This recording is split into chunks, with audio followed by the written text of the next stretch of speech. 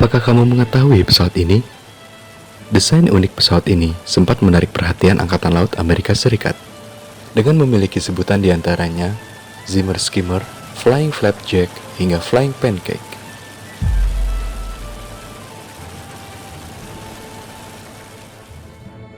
Sesuai dengan bentuk dari pesawat tersebut yang mirip dengan kue pancake.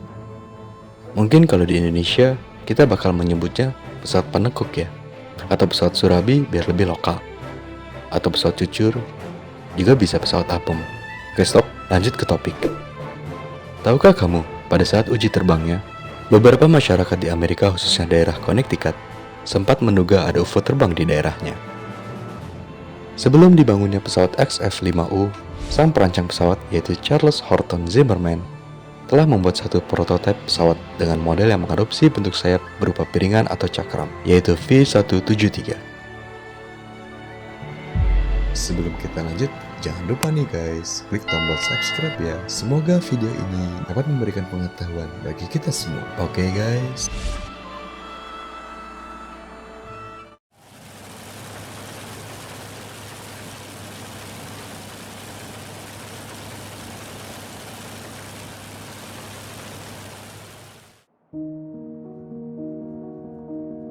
Zimmerman merupakan seorang insinyur yang bekerja di perusahaan penerbangan di Amerika, yaitu Chance Vought. Awal cerita, pada tahun 1930, ia bekerja di NASA, yang merupakan pendahulu badan antariksa yang sekarang kita kenal sebagai NASA. Berbagai penelitian ia lakukan, dan Zimmerman termasuk insinyur yang lebih tertarik kepada pesawat yang mampu lepas landas dan mendarat secara vertikal, atau yang kita sebut VTOL. Zimmerman juga menyukai konsep pesawat diskoidal, pesawat dengan sayap piringan atau cakram. Dengan memenangi sebuah kompetisi desain di NASA pada tahun 1933 dalam kategori pesawat umum ringan, Zimmerman lalu merancang pesawat dengan kapasitas 3 orang, di mana posisi 3 orang dalam pesawat tersebut berbaring dalam posisi tengkurap. Zimmerman menyebut pesawat ini dengan nama Aeromobile. Meskipun banyak pihak yang menilai pesawat ini terlalu radikal, Zimmerman dengan dibantu rekannya tetap membuat pesawat tersebut. Untuk menguji teorinya, ia terlebih dahulu membuat model pesawat kecil dengan ukuran lebar sayap 2,1 meter. Didukung 2 mesin Cleon 2 silinder berkekuatan 25 HP. Meskipun telah dibuat, model pesawat ini tidak dapat lepas landas. Walaupun gagal, ia tetap berupaya dengan membuat model pesawat yang kecil. Pada tahun 1936, model pesawatnya dengan skala kecil yang memiliki lebar sayap 508 mm beberapa kali telah berhasil melakukan penerbangan. Oleh karena itu, NASA mendorongnya untuk mencari dukungan dari perusahaan penerbangan supaya mendapatkan dukungan finansial. Dikarenakan pihak angkatan bersenjata Amerika belum tertarik terhadap model Zimmerman ini, pada tahun 1937, sebuah perusahaan penerbangan bernama Vought tertarik dengan ide Zimmerman ini, yang kemudian merekrut sekaligus mendukung idenya tersebut. Berbagai inovasi yang dilakukannya mungkin ditolak oleh Angkatan Darat Amerika Serikat, namun tidak bagi Angkatan Laut Amerika Serikat atau US Navy yang tertarik dengan ide-ide Zimmerman. Fakta bahwa pesawat tempur dengan lebar sayap pendek dengan kemampuan mampu lepas landas di jarak yang pendek pula, kecepatan pendaratan yang sangat rendah, dan mampu mencapai kecepatan terbang yang tinggi sangatlah ideal untuk operasi kapal induk. Bahkan pesawat semacam itu bisa beroperasi di hampir semua kapal besar. Akhirnya pada tahun 1938, Angkatan Laut Amerika Serikat setuju untuk mendanai Vought V-162 yang merupakan model pesawat besar. Untuk menguji lebih lanjut ide Zimmerman, model pesawat ini kemudian diuji di terowongan angin buatan atau wind tunnel test.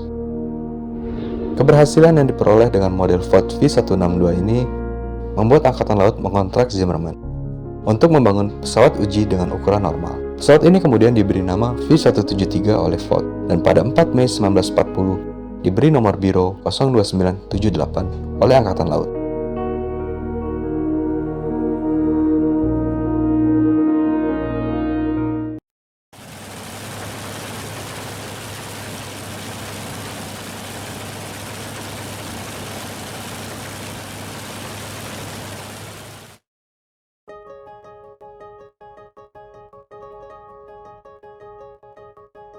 Pesawat ini dibuat dengan menggunakan bahan dari kayu dan kanvas, menampilkan bagian aerofoil konvensional yang sepenuhnya simetris.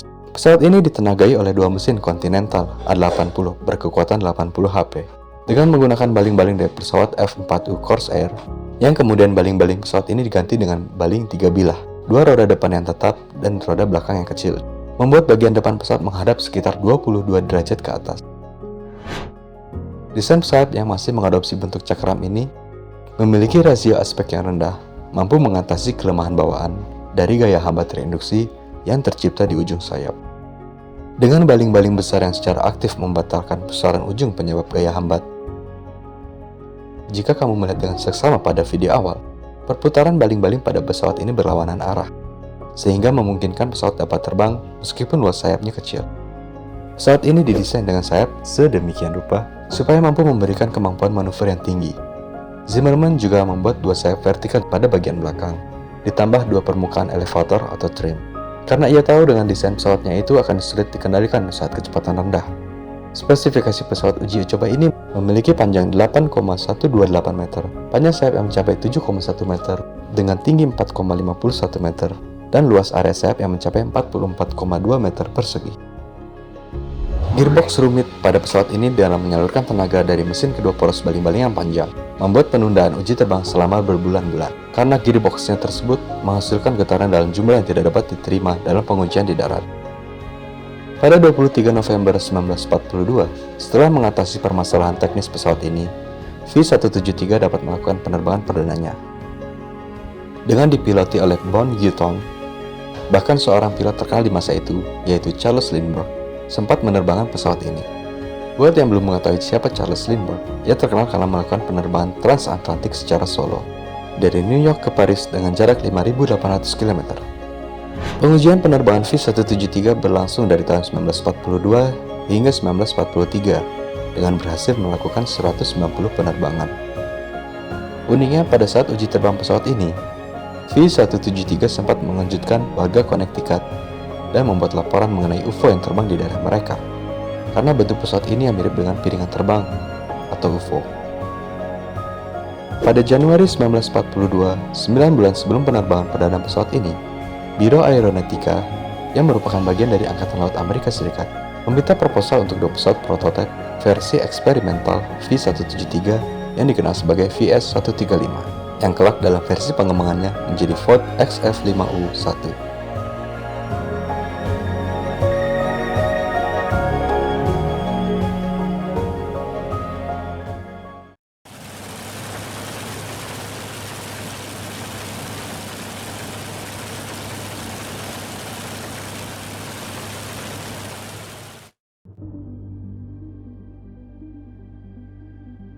Dengan berhasilnya penerbangan V-173, Angkatan Laut meminta untuk dibuatkan dua pesawat eksperimental. Pesawat yang cukup menjanjikan bagi Angkatan Laut pada waktu itu. Dengan menggunakan bahan logam berupa aluminium yang dilapisi metalite. Metalite merupakan bahan ringan dan kuat serta dibentuk dari lapisan kayu balsa. Dan metalite ini nantinya diikatkan di antara dua lapisan tipis aluminium. Sehingga membuat pesawat model terbarunya ini memiliki bobot 5 kali lebih berat dari model sebelumnya. Dengan menggunakan dua mesin Pratt & Whitney R2000 berkekuatan 1400 HP, tentunya konfigurasi ini dirancang untuk menciptakan pesawat dengan rasio aspek rendah, memiliki kecepatan lepas landas dan mendarat yang rendah, namun mampu mencapai kecepatan tertinggi yang maksimal. Dengan spesifikasi pesawat memiliki panjang 8,73 meter, lebar sayap 9,91 meter, dengan tinggi yang mencapai 4,50 meter. Permukaan area sayap 44,2 meter persegi dengan berat kosong 5.958 kg. Pesawat ini diharapkan memiliki kecepatan maksimum hingga 727 km per jam, dengan jarak yang ditempuh mencapai 1.142 km, dan ketinggian terbang 34.000 kaki atau 10.000 meter.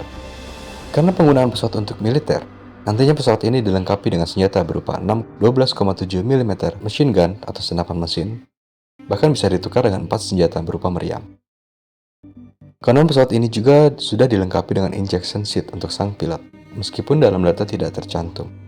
Dengan model pesawat yang cukup menjanjikan ini, pesawat eksperimental ini ternyata masih memiliki permasalahan, seperti gearbox hingga baling-baling. Bahkan saat hendak uji terbang, hanya dapat melakukan sedikit pengangkatan badan pesawat, sehingga pesawat ini gagal untuk terbang.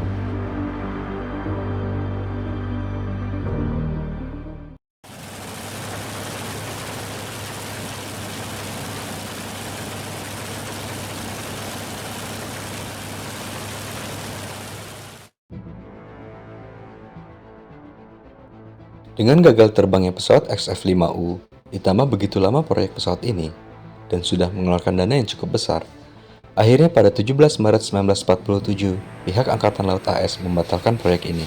Selain itu pula teknologi pesawat baru yang menggunakan mesin jet mulai bermunculan. Meskipun begitu, hasil dari pengembangan dan penelitian pesawat ini tentu tidak sia-sia. Zimmerman, sang pencipta pesawat ini pun mulai banyak membuktikan teori dalam hal penerbangan secara vertikal.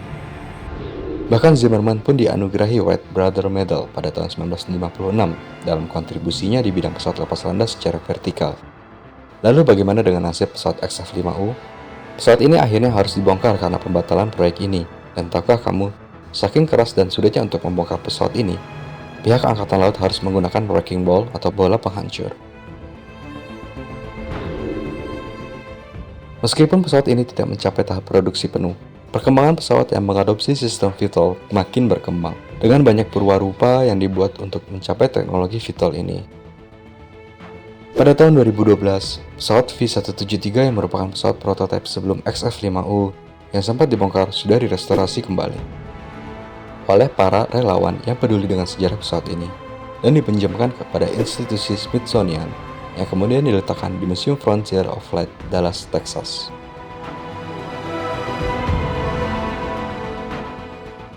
Terima kasih buat kalian yang telah menonton sampai detik ini. Semoga video ini bisa memberikan kita semua pengetahuan yang baru dan bermanfaat.